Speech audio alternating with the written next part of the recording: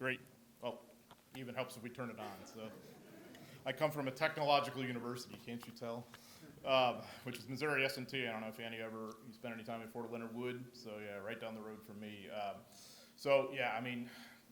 First of all, thank you for your service in the Big Red One and wherever else you've been. I just really, really want to convey my deep appreciation. I also want to give a special thank you to Major Tom Blaschke, who did so many arrangements, put up with me with all the logistics and all that, and I just wanted to recognize him. He did a spectacular job, which I can tell he does in everything.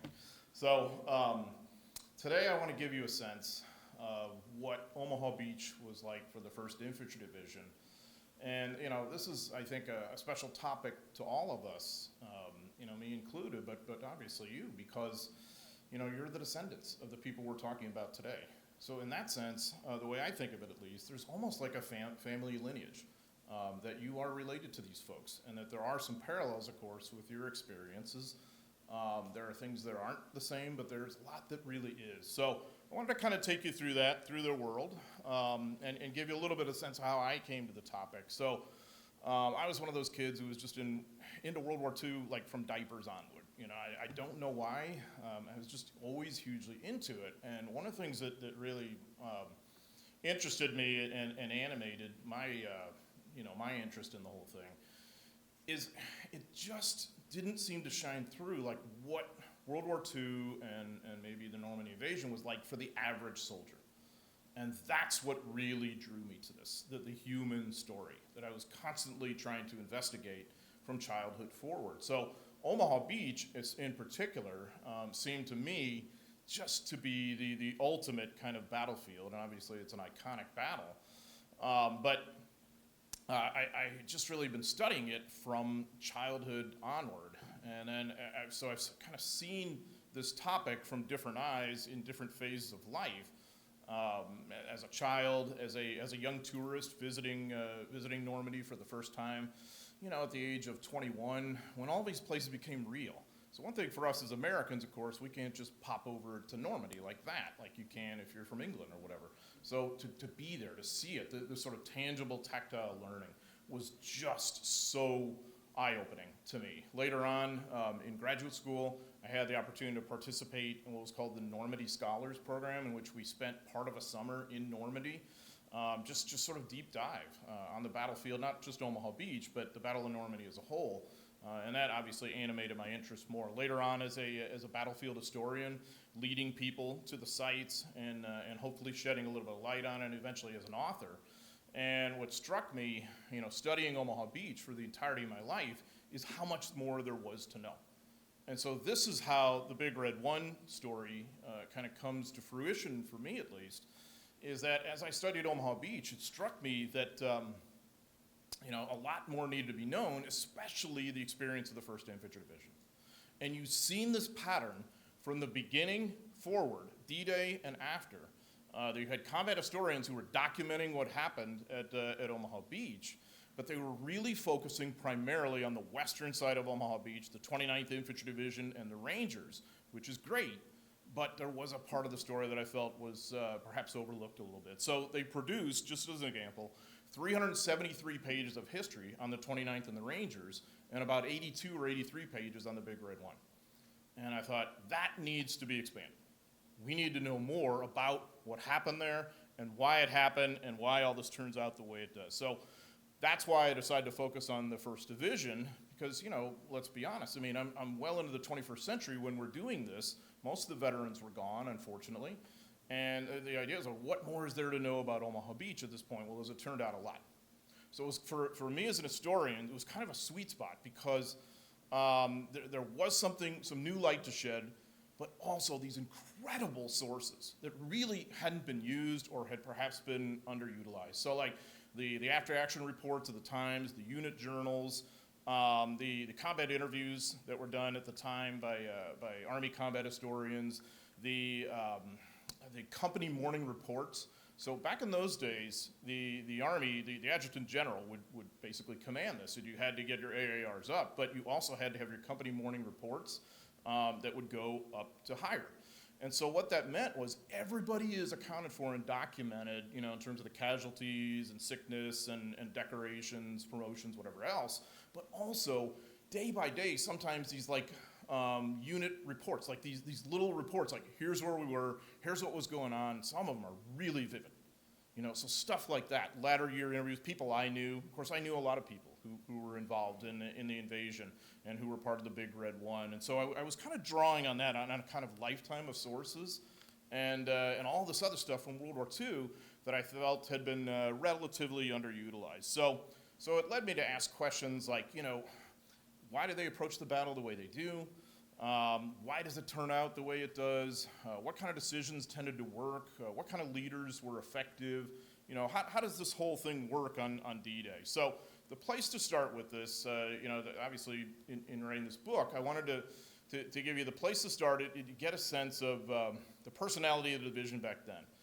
You've all been around, obviously, in the Army a long time. You've been in different units. They have different cultures. They have different personalities. Sometimes that's leaders. Sometimes it's more. Sometimes it's place. Sometimes it's history. It's sometimes of a combination. Whatever it is, the Big Red One, by the time of D-Day, had this distinct personality because it was a veteran division. You probably know it had fought in the Mediterranean.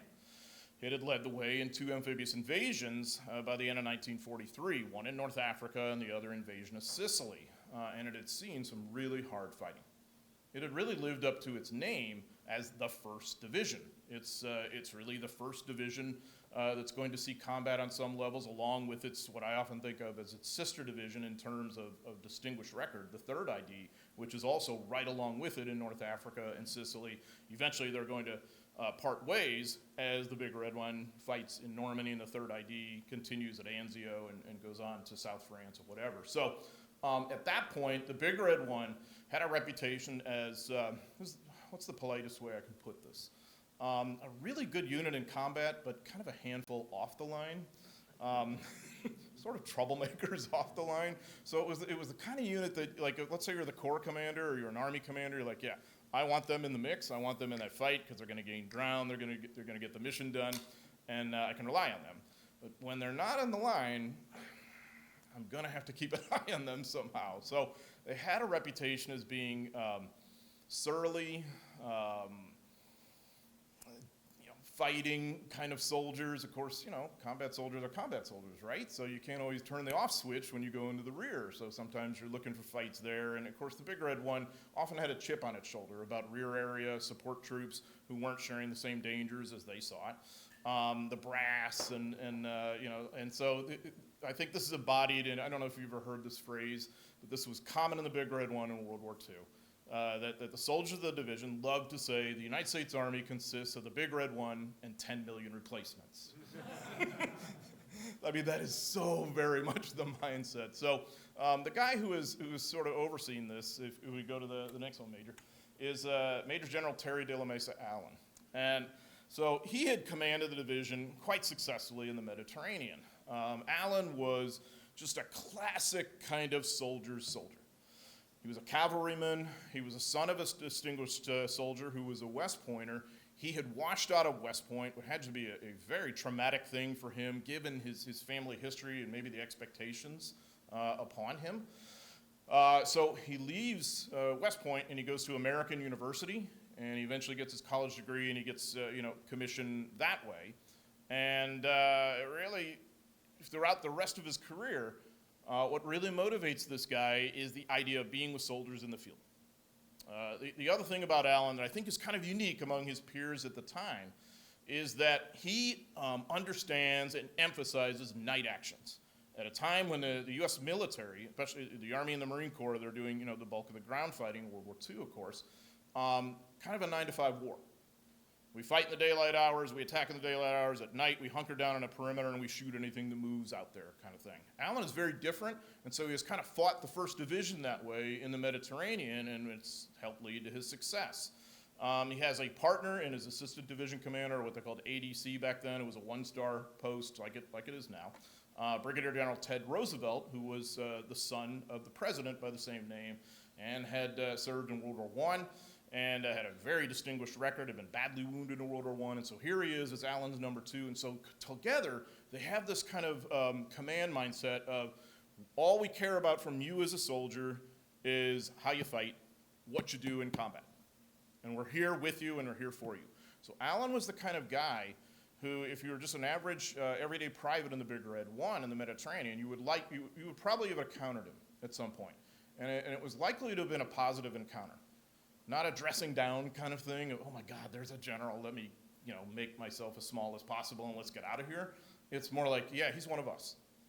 You can see just from the picture there, he's a very informal kind of dude. So he doesn't necessarily care about all the spit and polish when they're off the line, and hence then you've got them, attacking rear echelon troops and getting into fights and all this kind of stuff. So there was a sense at higher levels, at corps and army level in the Mediterranean, particularly among Generals Bradley and Patton, that you couldn't necessarily, look the other way at this. That maybe the Big Red One needed a new kind of leadership voice, that maybe there needed to be some new kind of discipline in place. Because obviously they're part of a larger army, even though it is 10 million replacements supposedly, but it's part of a larger army that you must respect. Okay, so Alan was slated to go home and train troops anyway, and he was nearing a level of exhaustion by the late summer of 1943. None of this is communicated to the troops, though. Instead, all you find out one day in 1943 is they're cashiering our division commander, who we love. Okay, so Alan is sent home without prejudice, and he's going to get the 104th Division later in World War II and command it very successfully, the Timberwolves. But Alan is sent home, and Roosevelt is relieved from his job too. And so the soldiers are really angry about this. You already know the chip on the shoulder that they have against like everybody else. And so from their standpoint, it's like, oh my God, what are they doing to us here? These are guys we'll follow. So there was a lot riding on who was going to succeed Terry Allen, and it is, of course, I'm sure you've all heard of him, Major General Clarence Huebner. We've got a major street named after him. That's how we get here, right? So who is this guy? Well, he's 55 years old in 1944. He comes to in 1943, he comes to the division late summer, towards the tail end of the Sicily campaign, and he couldn't be more different than Terry Allen. And so I think this is what's really fascinating, and I'd invite you to kind of chew this over in your mind to see how you'd apply it in your own commands and your own sort of leadership outlook. Allen and Huebner are a classic example of how you can have excellent leadership done radically different ways. Allen, very informal, not much spit and polish kind of stuff. He doesn't really care if you're saluting properly or whatever. He cares about, fighting on the front lines, and that's kind of it. He's not really promoting his career. He doesn't care about getting promoted to higher rank or whatever. Huebner cares about those same things, but to him, it all needs to be done from a place of strict personal discipline. So he comes to division as this kind of disciplinarian. And you can imagine how the soldiers react to that. They've been in combat. And here comes this guy with orders saying, you're going to salute all officers now. You're going to do it. Well, when you do that on the front lines in World War II, you endanger your officers, and so any combat soldier would have known that, and so they think, this guy's some, as they called him then, stateside Johnny. They're like, who is this Martinet, this stateside Johnny forcing us to salute? Now he wants us to shave and to be dressed properly and all the kind of stuff that maybe some people hate about military service, especially in a drafty citizen soldier army, right? So Huebner comes as this sort of real hard ass. And as he'll put it later to his chief of staff, Colonel Stanhope Mason, who will later be a two-star general, by the way, he says, and this is a really interesting leadership maxim, you can start by being an SOB and then become a good guy, but you can never start by being a good guy and become an SOB. There's a lot of truth to that, I think, especially as an NCO, I think. But yes, as a division commander, yeah, no question. So a lot of the troops, once they get to England, and many of them already resent being chosen, obviously, for what's going to be, a casualty costly kind of mission, the Normandy invasion, because they thought they should have been rotated home to train new guys. They'd done their part in the Mediterranean. So you can imagine how many of these guys really just hated Huebner, but they had no idea of his background. Huebner had actually, he was from Kansas, from a wheat farming family in Kansas that had no military background.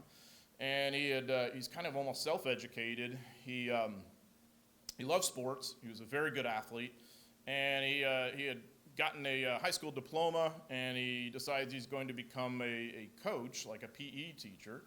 But ultimately, in 1910, just joins the Army as a private. And he rockets through the NCO ranks. He's a master sergeant in 7 years, and then World War I breaks out. Of course, then he gets a commission, and then he deploys to France, and then he's a captain, and he's a major, and by the end of the war, he's in command of an entire regiment. He's badly wounded, very fortunate to survive, gets the Distinguished Service Cross. Guess what division he served in? Big Red 1. How many guys knew that by the spring of 1944 in the Big Red 1? Very, very few. So that tells you he doesn't have a lot of ego. He never undercuts Allen, never talks down about him. Allen, by the way, never undercuts Huebner. When Huebner comes to the division, he gives him a tour. He introduced him to all of his battalion commanders, to his entire staff, to everybody he possibly could, and he cleared the way for him the best he possibly could. It was a very good leadership environment, just with two completely different approaches. So Huebner kind of, through intense training in the division, that spring of 1944 to prepare for the invasion, he starts to earn some grudging level of respect because he was always out there with these guys, training with them, and he was very good at military skills. He was a passionate rifleman, rifle marksmanship, and so he's constantly training troops. And his manner, even though he seemed like a martinet when he comes first and there's all this saluting business, his manner when he's interacting with you as an average soldier is like a coach.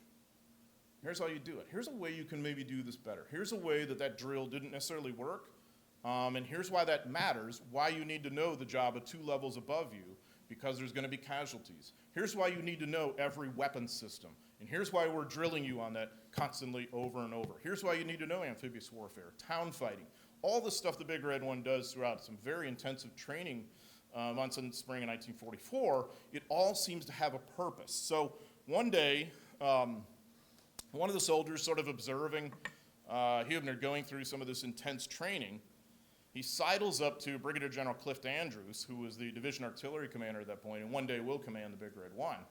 And he says grudgingly, the old man really knows his stuff.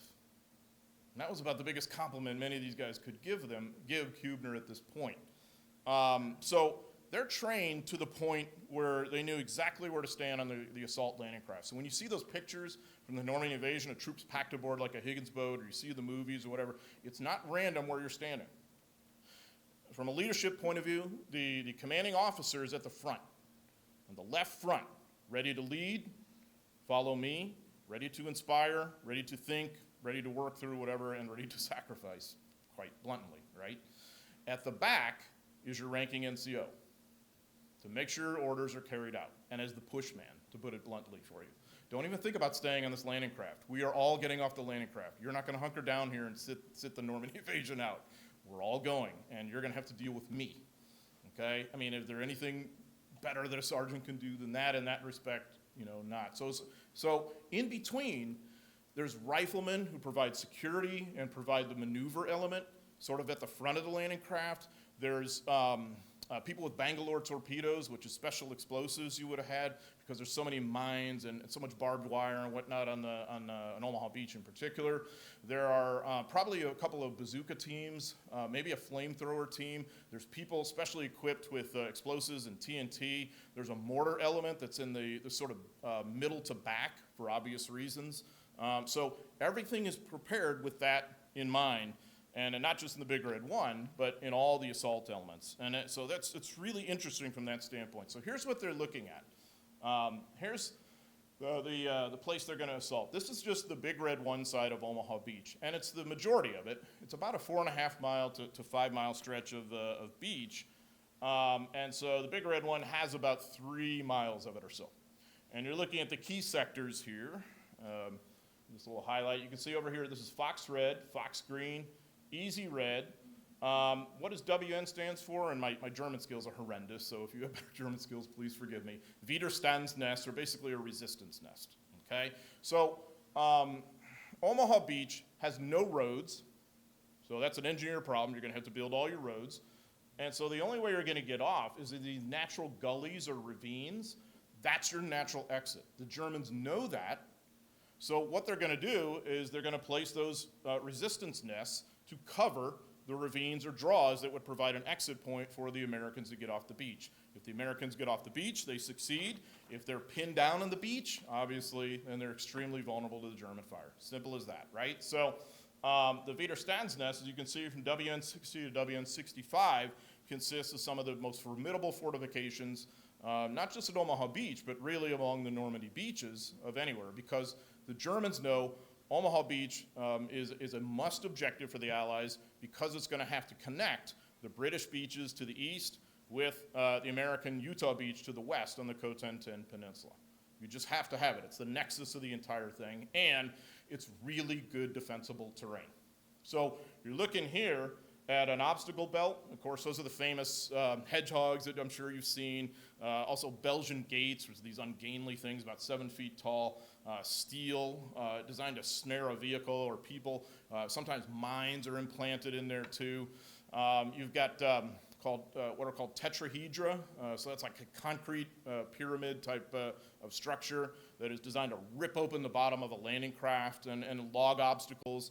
In Saving Private Ryan, you can picture the log obstacles, just turn them around because they're pointing in the wrong direction. I'm not sure if you've ever heard that, but I don't know why, but they are. They're pointing in the wrong direction. They should be pointed to shoreward so that you can put a mine on there and a boat might get snared in that. Okay, so you've got that. You have thousands upon thousands of mines in the dead spots in the German defenses. So again, a serious engineering problem. You've got soldiers from 2 divisions, the 352nd and the 716th. The former is much better trained and prepared than the latter.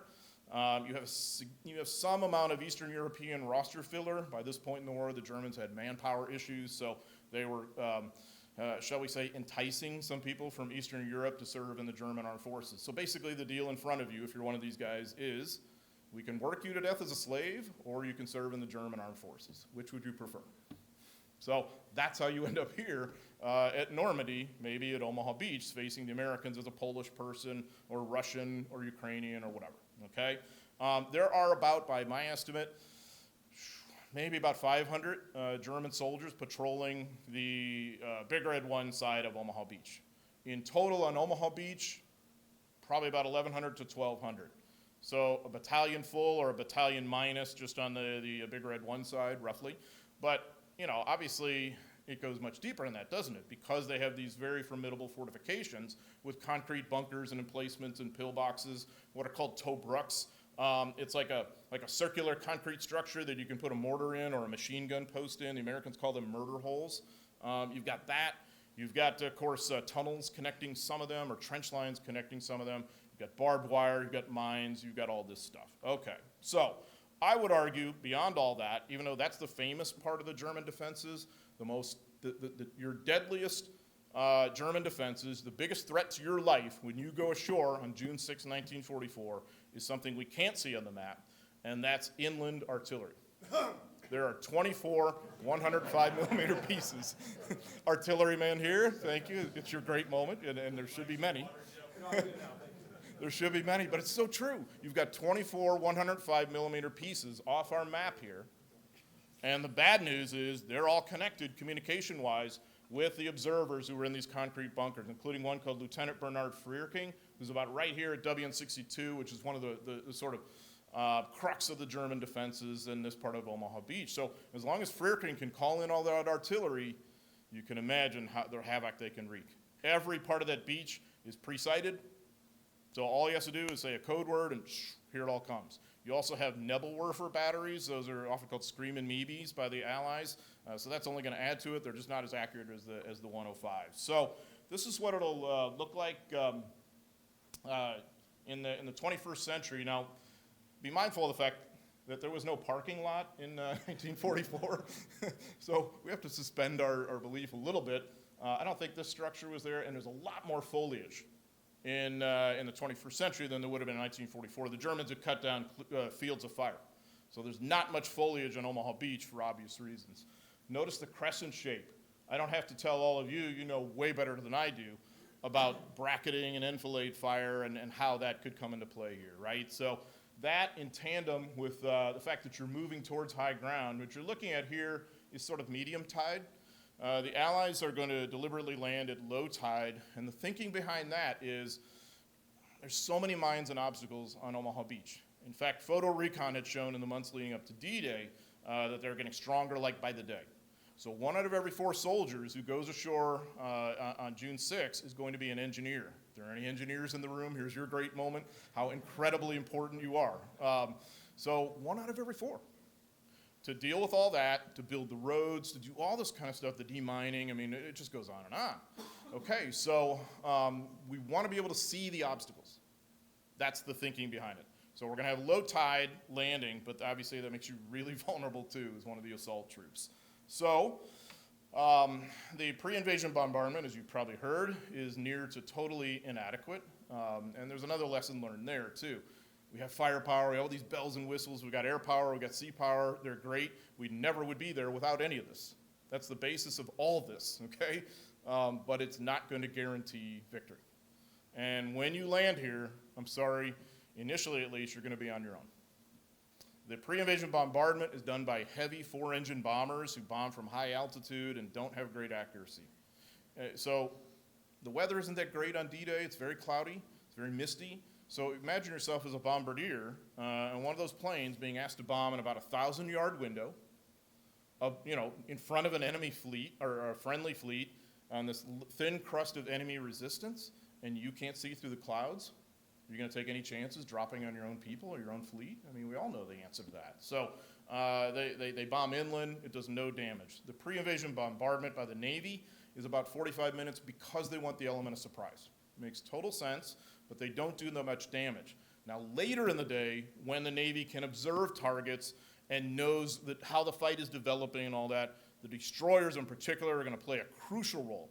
So I don't want to paint a picture of complete the marginalization on the naval bombardment side. They're really important, but the pre-invasion bombardment is just not that effective. So when you go ashore, a lot of those, most of those defenses have been more or less untouched. It hasn't been pleasant for the Germans to be under this bombardment, but it has not really harmed them. So the 16th Infantry Regiment, I'm sure you're in the room, receives the honor, the great honor of going in first. We all want that, right? Isn't that just wonderful? The 16th is going to go in first. The 18th is going to come in behind them about 2.5 hours later. The 26th is going to come in late in the day. Those are the 3 regiments in World War II. So the 2nd Battalion of the 16th Infantry is going to lead the way, along with the 3rd Battalion. And then the 1st Battalion's in reserve, so you're going to have all of them landed within the first hour to an hour and a half or so. H-hour, again, is 6:30 that morning. And remember, the other thing, too, this is designed as a combined arms assault. Beyond the pre-invasion bombardment, we've got several key operators who are all supposed to land at the same time and do their thing and overwhelm the Germans. Now, that includes anti-aircraft units, believe it or not, that are going to land with like half tracks that have 37 millimeters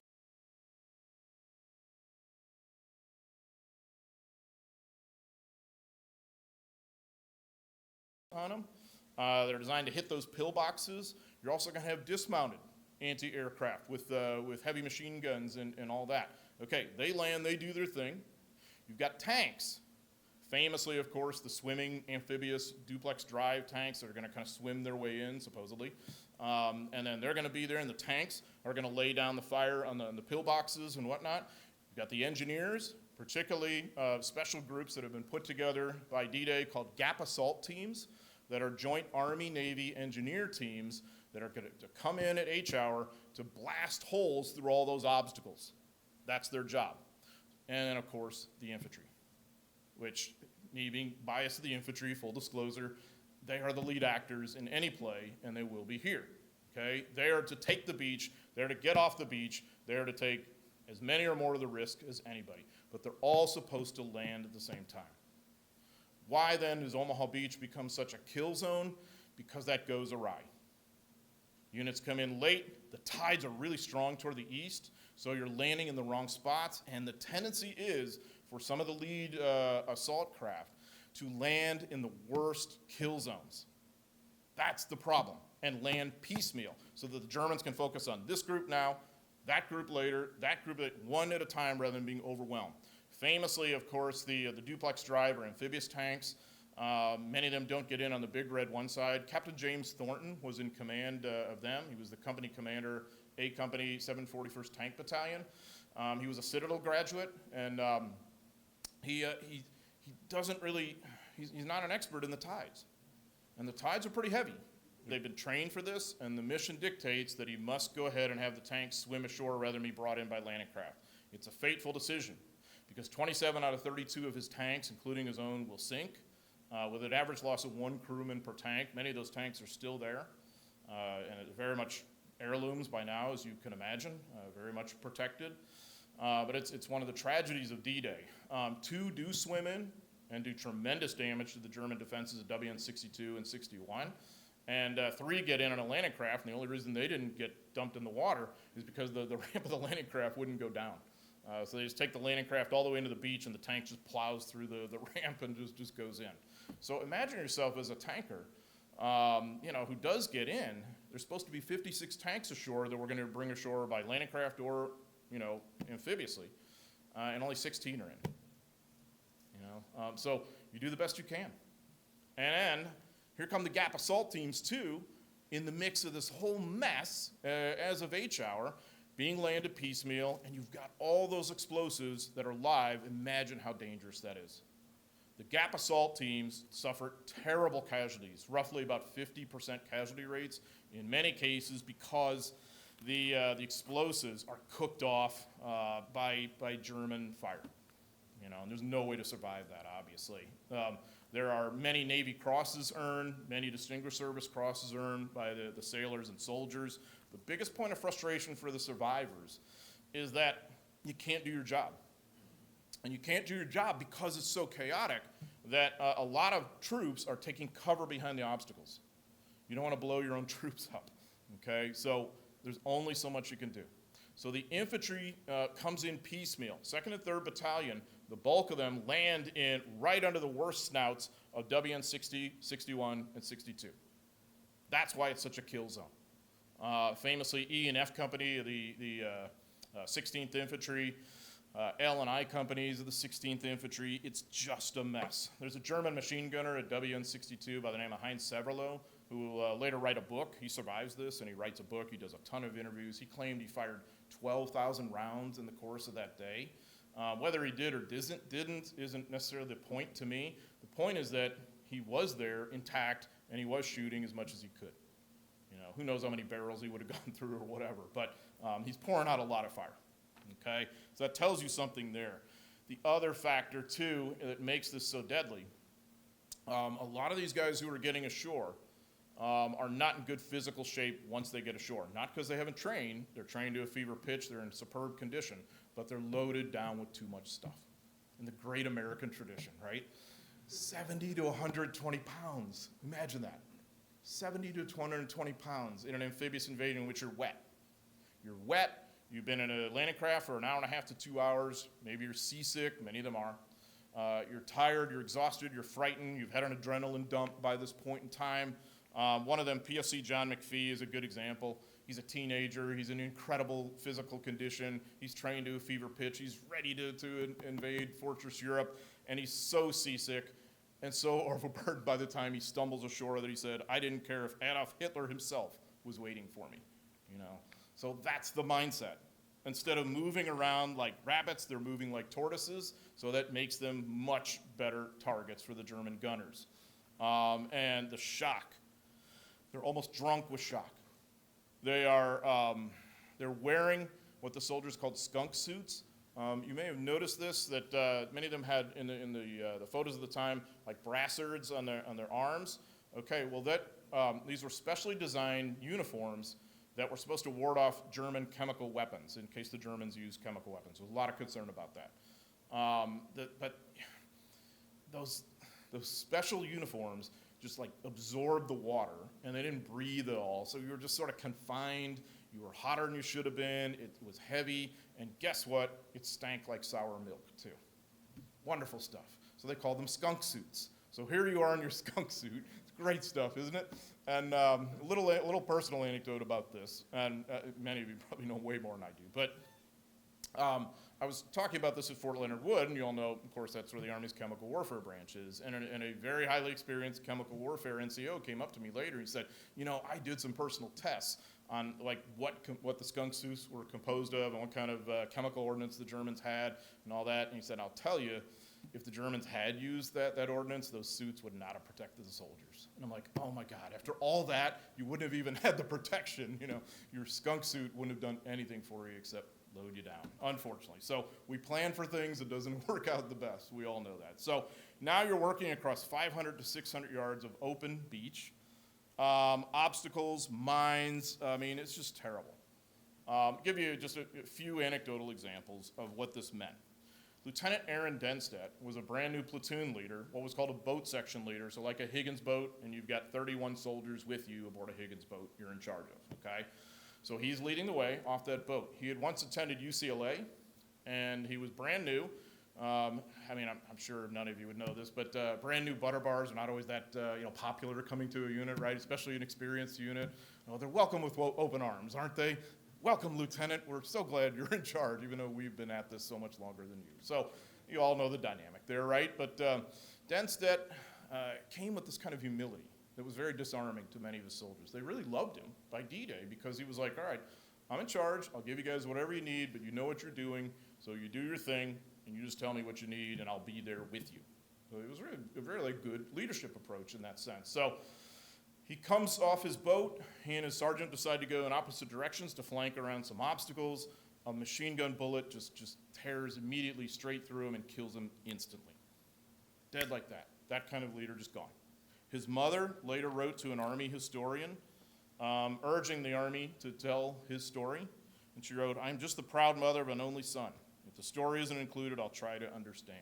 And when you see that as a researcher, you're like, I think I'm going to include that story. Denstedt deserves to be remembered. PFC Norman Speckler. Remember I mentioned that people were carrying TNT? So obviously to deal with pillboxes and Tobruk's and whatever. Norman Speckler, in the wrong place at the wrong time with his explosives. He's hit. It literally blew him to bits. And I know this is ghastly, but this is what happened. Pieces of him flew in every direction. The biggest piece was as big as my fist, just as white as snow, Private William Funkhauser recalled. He and the others had to crawl through the body parts of their friend Speckler to make it to the beach. A number of years ago, I heard from a family. You probably know this. The locals, the French, often tend graves of select soldiers. And I heard from those who tend Norman Speckler, and they wanted to know something of the circumstances of his death. Obviously not a very pleasant thing, but at least I was able to share that detail with them that they would know exactly what that meant. For who was underneath that cross in the Normandy American Cemetery. Sergeant Joe Zakowski was in charge of a mortar section. He was almost instantly showered with German 50 millimeter mortar shells. He was mortally wounded. 3 of his men in his section were killed. And his last act was to pass the 60 millimeter mortar sight to the next guy in line. There was that training that Hubner had. Like, okay, and then he tells him good luck, and then he dies. Elsewhere on the beach, his brother Edward was badly wounded, but also survived. So imagine that, 2 brothers right there. Lieutenant Edmund Duckworth, and notice the toll on leaders here. Lieutenant Edmund Duckworth had just married his girlfriend, Audrey Travers, in England. She was British. And what he thought was a covered spot on the beach, they get ashore. He's alive. He's undercover with a couple of his NCOs. He pulls out a bottle of scotch, and he passes it around. Hey, guys, have a drink. They take a drink, and like, okay, good. Now we're good to go. Let's get off here. And Duckworth stands up, and you're like, it's almost like something out of Hollywood. Immediately shot and immediately killed. A sniper got him in the temple, scattering his brains on the other fellow and me. Staff Sergeant Ben Talinda, who was one of the NCOs with him, remembered. So this is the situation. The survivors are pinned down on what's called the shingle bank. And what that meant, it was like a raised embankment on only the Big Red one side of the beach. On the 29th Division side, you had a seawall. You don't have that on the Big Red one side. So on the Big Red one side, you've got this with all these stones. If you're going to Omaha Beach, if you're going in a week or two, heads up for the shingle banks. Parts of it is still there, and take a look at the rocks. They're very smooth and polished and rounded. They were back then. It makes the footing difficult. And that was something that added the challenge. But also take a sharp look, because you'll notice some of them are still scarred by the ordnance. It's really remarkable. It's one way you can really get that link. Even though a lot of things are different, it's one way you can get a link with what went on 80 years ago. So the tendency for those who had gotten past the optical belt and whatever was to just hunker down at the shingle bank because there was the illusion of safety. You weren't really in small arms fire anymore. You were under an embankment, kind of. You were safe from the mines temporarily, but you weren't really safe. You're really still in tremendous danger. Why? The artillery that's bracketing the beach. And with all those stones, it's going to multiply the fragmentation effect. Mortars, too. And so that's a real problem. You've got people just sort of pinned down on the shingle bank, in inertia, terrified, understandably, or they're taking cover behind obstacles. The tides are coming in very quickly, about a foot or so every 10 minutes. So that's fast. So you've got to move. As a tanker, your main challenge is, oh my God, there's all these bodies all over the beach. I've got to move and maneuver my tank, or I'm vulnerable to German anti-tank fire, but I don't want to run over my own guys. Who's dead down there? Who's wounded? Who's alive? Really hard to tell. And you know that vision slit is very limited in a Sherman tank, of course, right? So that's your challenge. The infantry, a lot of it hunkered down at the shingle bank. Medics are the ones moving around as much as anybody, and they're moving at the water line, which is in some ways the most dangerous spot. They're trying to drag people towards the Germans. That's how bad the situation is, to stabilize them at the shingle bank if they can. And they're making life and death triage type decisions right there under fire, and some of them are all of like 19 years old. Okay, so how do we even get off this beach? What happens? Okay, so second guy from right here, this is Lieutenant John Spaulding, who's going to be one of the key people on Omaha Beach. So for the people I mentioned here today, there could be dozens of others whose actions we just don't know, that weren't preserved to history, that didn't survive, or maybe did and never talked. I mean, who knows? So what I'm giving you is what we know. Spaulding is, I think, a fascinating guy. D-Day is his first combat, okay? So he's not young, though. He's like 29, 30 years old. He was a sports writer from Owensboro, Kentucky. He wrote a column called Sports Sparks. And he had a wife and an infant child back home. And so he had joined the Army. He had gone to OCS, got through OCS, and so now here he is in charge of one of the boat sections in E Company 16th Infantry. So the leadership dynamic is really interesting here. He's not young, but he is new, so he might as well be young in that sense. And then he has a highly experienced, very accomplished NCO. Next one. Okay, so this is Tech Sergeant Phil Stresik. Phil Stresik had seen a lot of combat in the Mediterranean theater. He came from a big Polish-American family from New Jersey. He was one of 10 kids. He had to leave school after the 8th grade to help support the family. And of course, when World War II breaks out, for many people in this country, you know, World War II was kind of an economic opportunity. The military was an economic opportunity, and Stresik kind of fits that mold, but he's not in it for the money. He is a natural, excellent soldier. If you would have taken a poll in the Big Red One in the months leading up to D-Day and said, who do you think is the most courageous person in this division, he would have gotten a fair number of votes. He'd already been highly decorated, and obviously he'd seen a lot of combat, he'd seen amphibious invasions. So how do you work out that leadership dynamic between Spaulding and Stresik, right? Spaulding's in charge, he's responsible. But Stresik knows what's what, doesn't he? There's tension, there's natural tension, but this is a winning team. They land, they're the only boat of E Company 16th Infantry that lands in the right place. Right in the midsection, the heart of the easy red section of the beach we were just looking at on the map a few moments ago. Now their landing isn't easy. They're coming in deep waters, they're wading in, some of them come near to drowning, but the bottom line is they get ashore intact because they're hitting that dead spot in the German defenses. It's not 100% safe, but it's not like landing right under the snouts of one of those WNs, okay? So they get ashore, and here's where Stresik's know-how comes in. He's like, okay, I know what we're facing here, with mines, with barbed wire. I know where the paths are likely to be. I know how the Germans operate. So here's how we're going to use our Bangalore torpedo, and here's the path I think that is going to keep us away from the mines. And that's exactly how this unfolds. And Spaulding just steps back, like, go to it.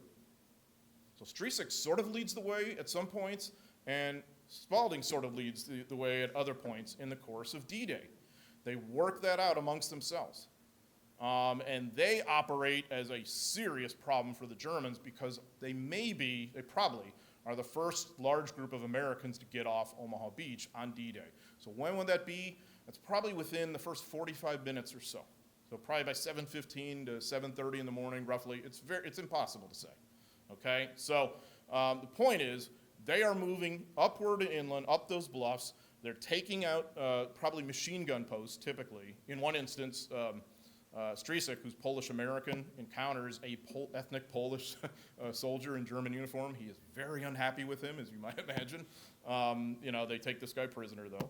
And they continue moving up the best they possibly can. In the course of the day, they lose 2 dead and 7 wounded out of 32 guys.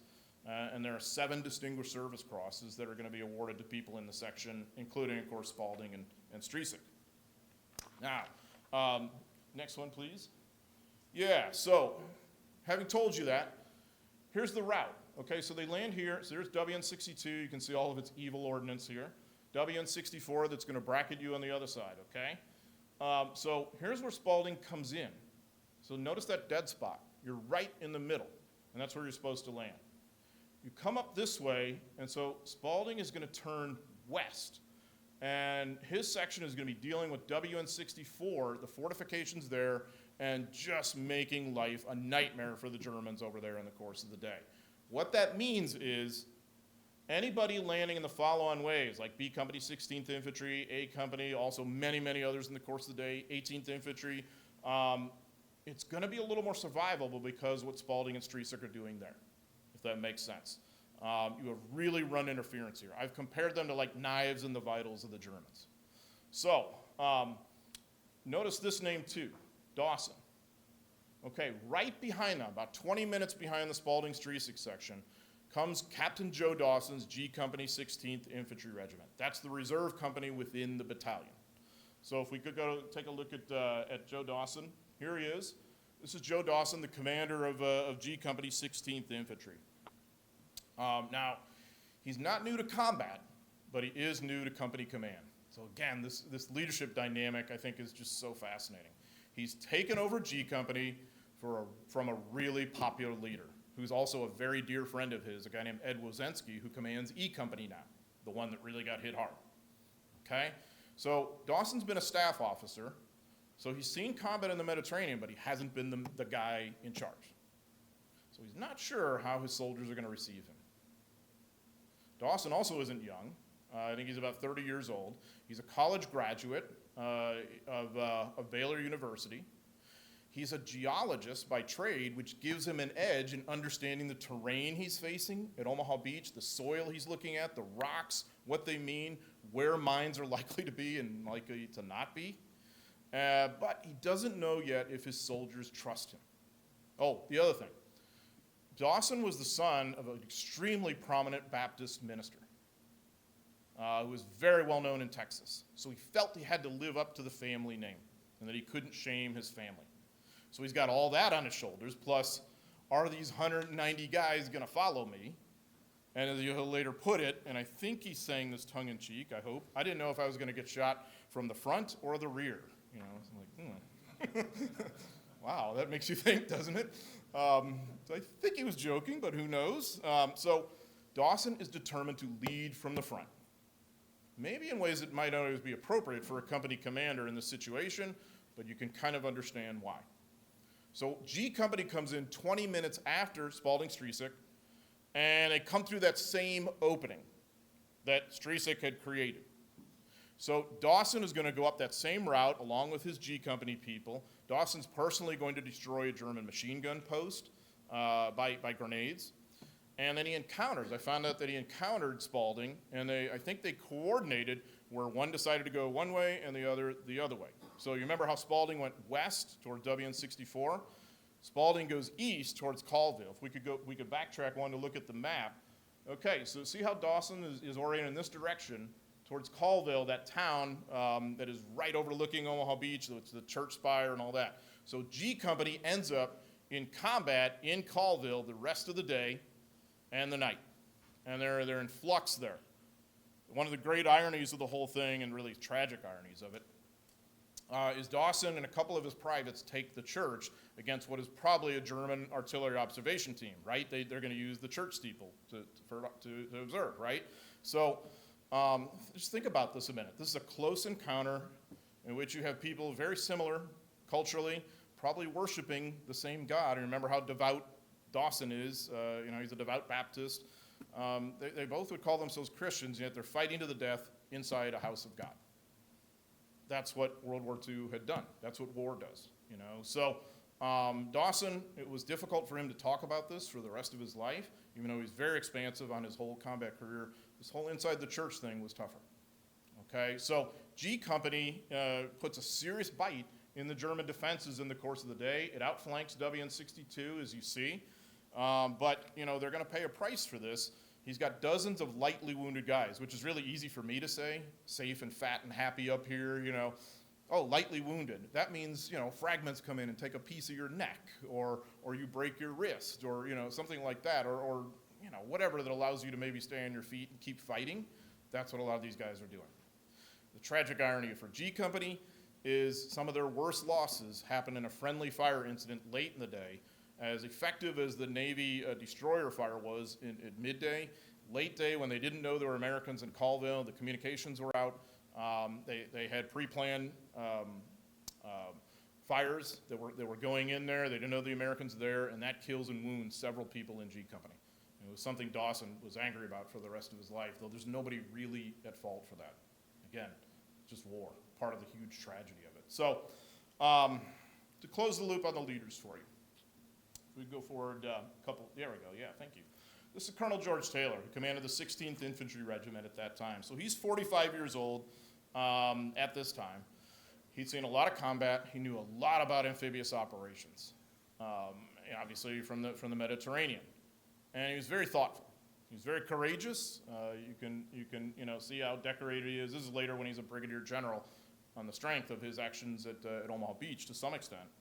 So Taylor said the most famous quote we associate with Omaha Beach. You've probably heard this.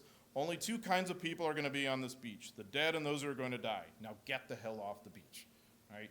You've ever seen a movie, The Longest Day? They put those words in someone else's mouth, don't they? Robert Mitchum plays Brigadier General Norman Dutch Coda, who was the ADC of the 29th Division.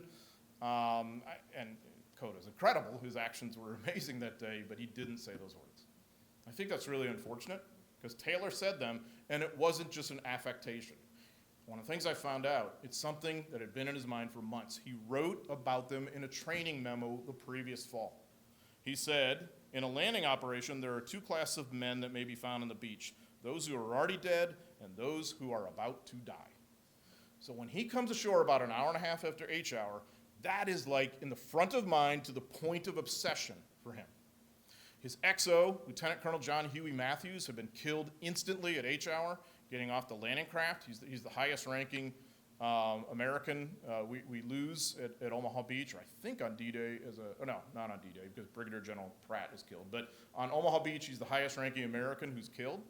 So Taylor has to come in and sort of sort out the chaos of his headquarters at that time and figure out what's going on with all these guys at the shingle bank, and how you're going to extract something from what an operation that seems like it's just hitting near disaster. So that's where this whole dead and those about to die thing comes into play. Because he's like, I've just simply got to get people off this beach immediately. What he understands is that when an American soldier's on Omaha Beach, like the shingle bank or wherever, he's a target. When he's moving off the beach, he's a hunter. Spalding, Streisick, Dawson, all them, they're hunters, aren't they? Everybody else pinned down there, it's quite the opposite, okay? So he walks up and down the expanse of Easy Red and Fox Green, just constantly telling people that phrase, you get off the beach, kicking people in the rear. So, We all know this dynamic of you're frightened, you're not sure what to do, let's just hunker down. There's an inertia there. So he gets a lot of people just simply fixating on something else, doing some job, getting up and doing something that could be productive. And in many cases, that means moving inland. So that makes it, weirdly, more survivable for a lot of these guys. And it puts in jeopardy a lot of those surviving Germans, and that's a dwindling number by late morning, early afternoon, who were in those Widerstandsnests. Second, the thing that's so important about what Taylor does, when he creates that sort of momentum of people getting off the beach, it reinforces people like Spaulding and Strisek, who otherwise could have been cut off and annihilated if there aren't people coming off the beach to help them, link up with them, and reinforce them. That, obviously, is incredibly important. So Taylor will deservedly get a Distinguished Service Cross for his actions on Omaha Beach, and of course, as you see, he's going to get promoted to one-star general. So where are we by the end of the day? This is the sort of beachhead, I'll call it. It's not really front line. It's sort of it's a beach you see successfully. Notice how where all the units are? They're not often in direct contact. So you've got, these sort of perimeters that are manned perimeters, and you see all the various units. The 18th, the 16th, the 26th has come ashore by this point in time. Notice all the engineers that are coming ashore too. Mostly what they're doing is two things now, demining and road building, even at night, if they can, okay? So you've just got this sort of perimeter, and any Germans who are still left there are generally going to just try to get out. So there's all these little fights that happen during the night as they bump into American positions and whatnot. Mostly they just want to get out of there. Most of them have been killed or captured, some wounded and get away. Several, as I mentioned, gets away. Eventually he's going to be captured later in the war. What kind of price has the Big Red One paid to seize this beachhead that you're looking at here in the course of the day? And of course, I'm glossing over much, especially what happens with the 18th Infantry, the 26th, and all that. That's all part of the story. And if you want that, you can buy my book and read it, obviously. But I always recommend that. It's so good for your professional development too. But so what kind of price have they paid?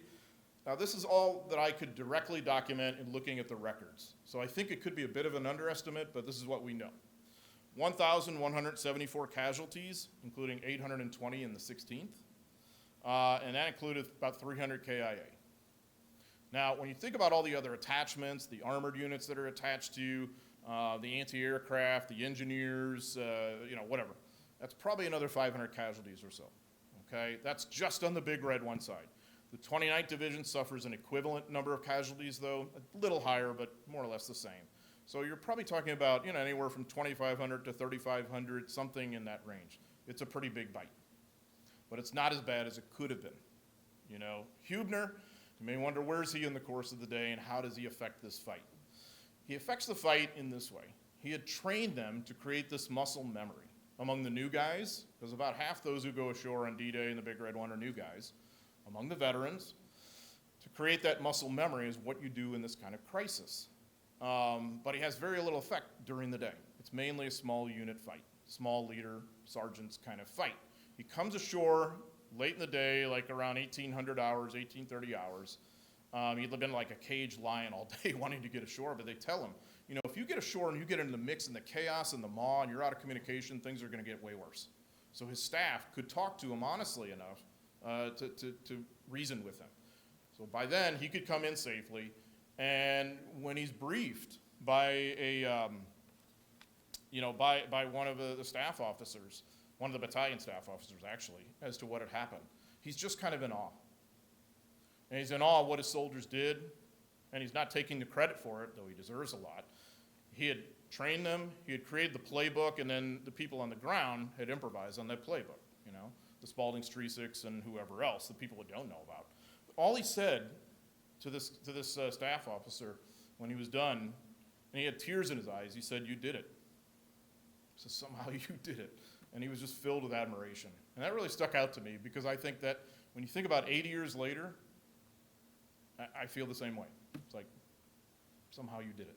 So I'll close on that, and I'd love to open it for questions.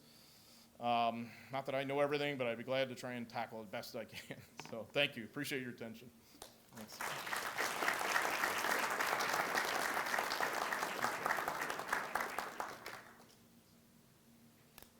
Any questions, please raise your hand. I'll bring a mic. I'm curious if you know the leadership from the other side, if their ability to identify seams. You talked about it down and in on the beach specifically for us, but the larger picture of how to reinforce. Because it generally fell around 1815 that day. You could see where the disposition of the 1860s were. I'm just curious.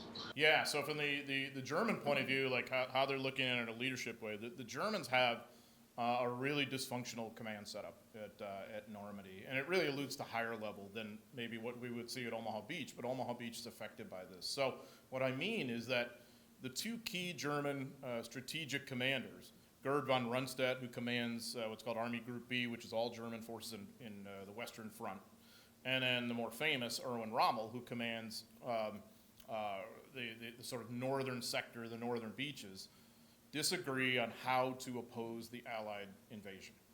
Rundstedt thinks the Allies control the air and the sea, they're going to get ashore.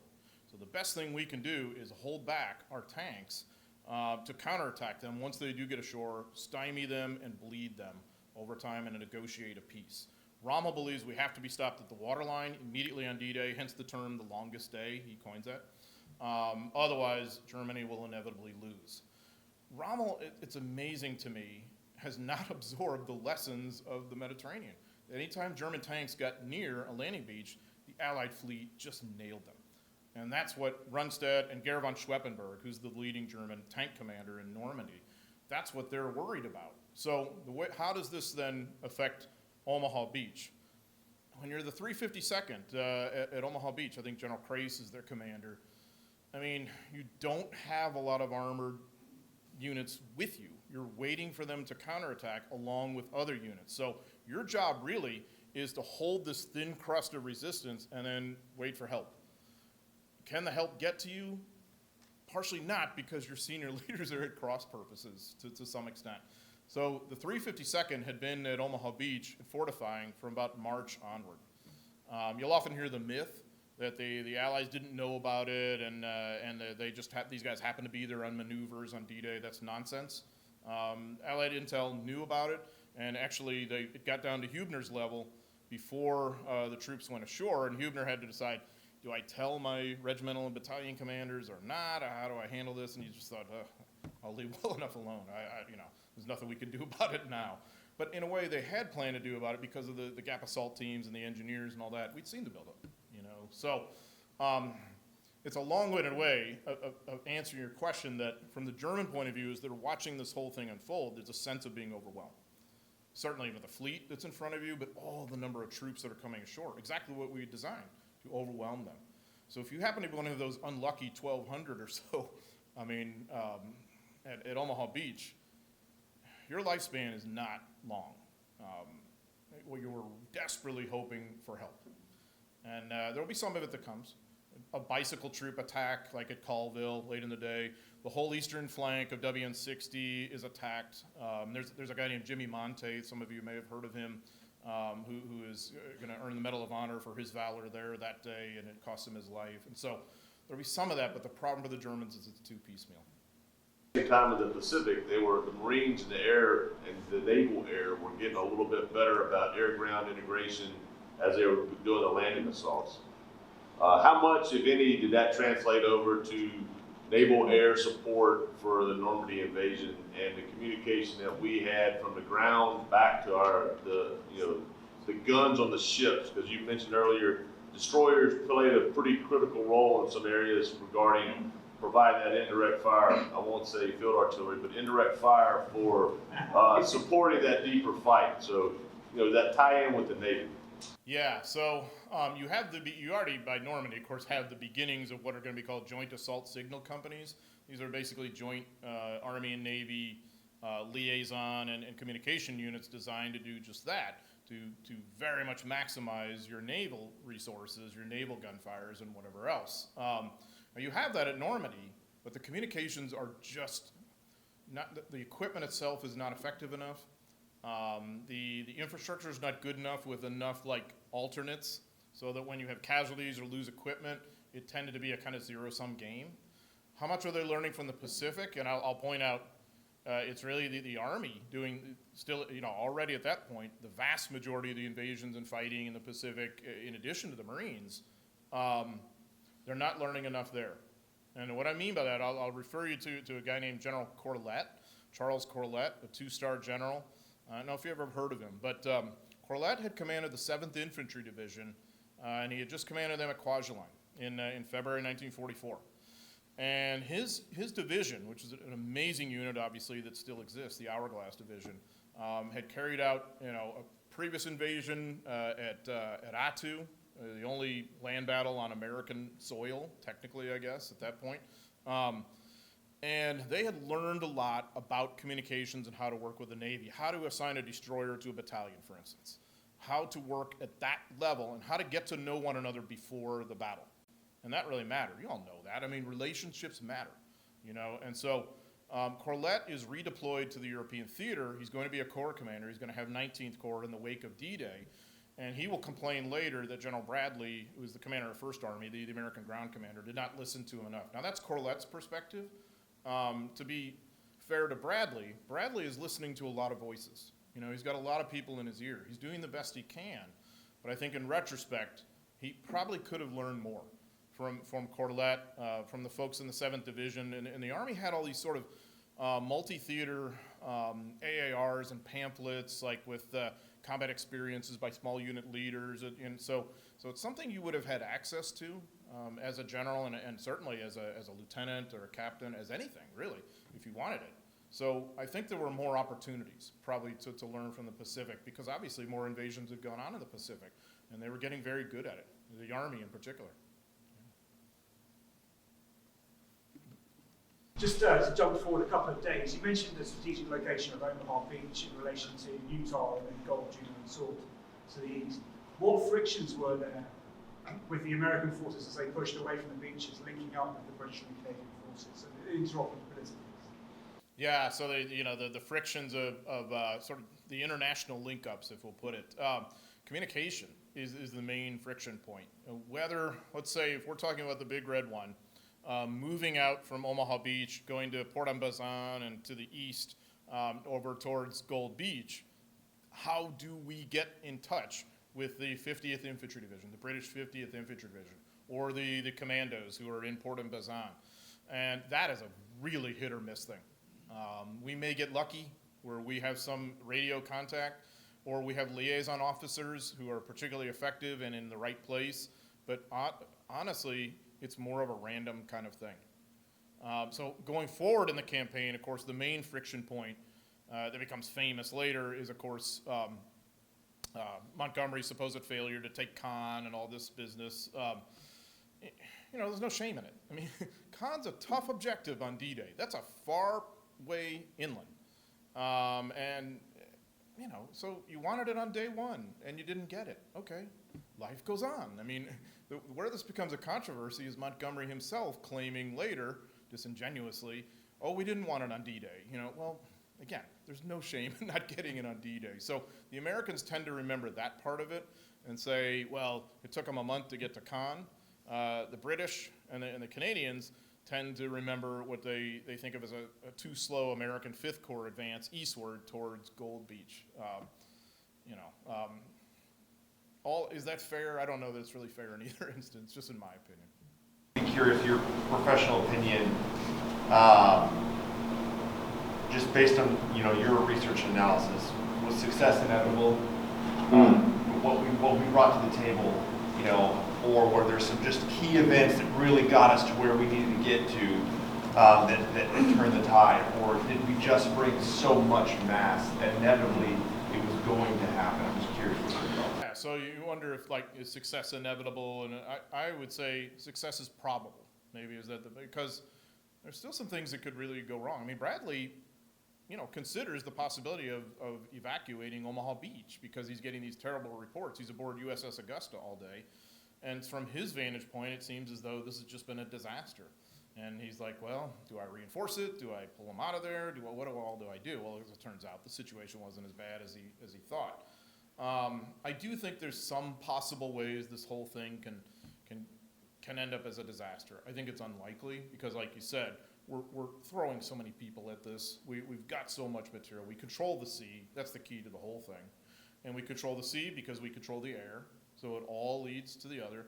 And unless the Germans can intrude on that, there's a strong probability we're going to get ashore. The question is how many people we're going to lose. How much is it going to rob the momentum of subsequent operations? I mean, all that is really hard to quantify.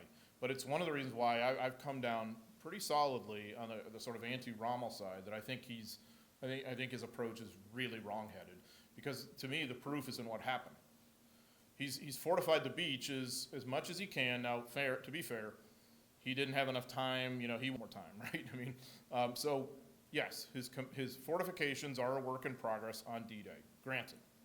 But even so, they held up the Allies for at best maybe about half a day on one beach, Omaha Beach. Other than that, they didn't really have that much success. And you'd seen Anzio, you'd seen Salerno, you'd seen Mediterranean, whatever. I mean, anytime Allied Air and Navy could come into play on a beachhead, the Germans were going to lose that beachhead, probably.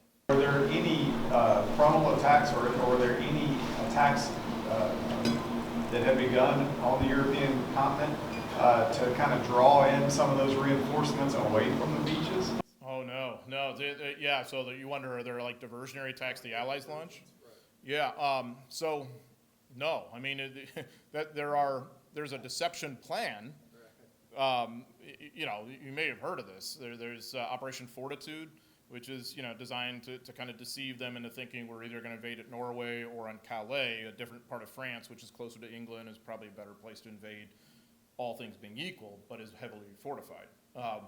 So there's that, and then there's the transportation plan, which is an aerial campaign designed to isolate the battlefield, and that is going on in the weeks before D-Day. You're bombing to degrade the road net, the infrastructure, so the Germans can't get to the beaches to counterattack you.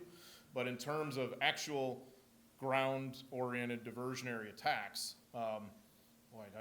there's none that I know of. I mean, there are dummy paratroopers who were dropped in tandem with the airborne operation, so there's a little bit of a head fake there. But no. And you mentioned Cherbourg. Cherbourg is certainly our key objective. The Germans know that. And of course, to that end, they're going to use, in the Cotentin Peninsula, they're going to use a lot of the hedgerow terrain quite effectively in the defense. And then once we do get to Cherbourg, they're going to destroy the harbor there so that we can't use it. So you talk about an engineering problem. Trying to recover the port at Cherbourg takes about another 2 months or so after we captured it in late June 1944. Sir, you mentioned the impact General Huebner had on the training of the division. Can you talk a little bit more about how they trained in preparation for this? Yeah. So Huebner is one of these guys who's a work hard, play hard type. And so you're probably talking about 6 days a week of very intensive weapons training, as much as you can with live fire. A lot of hiking, a lot of night problems, a lot of unit movements, a lot of maneuver to contact kind of stuff. One of the things he does, which I think really does pay off too, beyond D-Day, is urban combat training. And you see that, in Normandy is an urban battle to some extent, and I mean like small towns of choke points and whatnot, where you're going to see some heavy fighting. But later on for the Big Red One, for the 26th Infantry at the Battle of Aachen in October 1944, there's a little bit of that muscle memory there. But of course, amphibious training rules the day. And so there are guys in the Big Red One who reflect back on their experience of the spring of 1944, and there's so many invasion rehearsals where you get aboard ship, you get on the landing craft, you land, you assault a beach or whatever, that they swear they joined the Navy rather than the Army because they're aboard ship most of the time. So, you're doing a lot of that. You are, again, just sort of like close order drill too, which is not popular with the soldiers. That starts to go away as we get closer to D-Day. So there's a little bit of that. And a lot of diversity in weapons qualification. Huebner had noticed when he came to the division, he had his G1 section, and sort of in tandem with the G3 section, look up the firing qualifications of the soldiers, especially the riflemen. And he found that there were at least 2,000 riflemen who had not actually qualified on their rifles.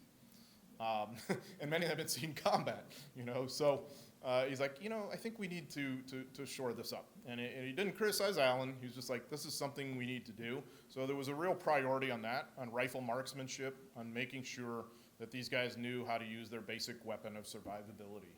So it all added up to a lot of physical conditioning and a very intense kind of training environment, though, in which you could, though, blow off steam at night, because you're training in southern England, you're near towns, you're near pubs, and so yeah, you'd then be released to go to the pubs, and you'd generally go and drink up the British beer ration at the pub before the locals could get there. That was one thing, they just loved the American soldiers about that. But so a little point of tension there between allies, but yeah, so, and then you'd have maybe sometimes a weekend pass or a day off over the weekend to go do whatever you wanted. Religious services were very much in play too.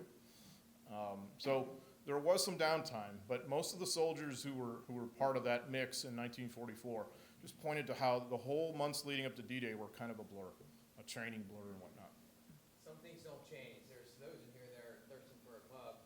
Yeah, that never changes, does it? It doesn't ever change. And I thought it was fitting that the last question came from the 116 Infantry Battalion Commander. Yeah. So I think that's fitting with what we're talking about. And I know it's 15:30, and folks, you guys can stay as long as you want, but on the formal portion of this, I want to come to a close. I found it, I don't know if we planned this, maybe we did, but we can see the long motto pole behind you. And the whole time that you were talking, as we're looking at, we are the fighting first. And you described in very great detail from hell to victory for our division. I want to thank you again on behalf of our division leadership. And you've got literally all the battalion command teams across our division that are physically here in the States are all here today. And of course, the brigade leadership. Thank you for taking the time. Thank you for the insight. I've got a lot of questions I want to ask you one-on-one. Great. But I want to get you into the opportunity to do a book signing here and let some of the other folks ask you some other questions as well. And I'll circle back with you today. And I think we have a small token on behalf of our division.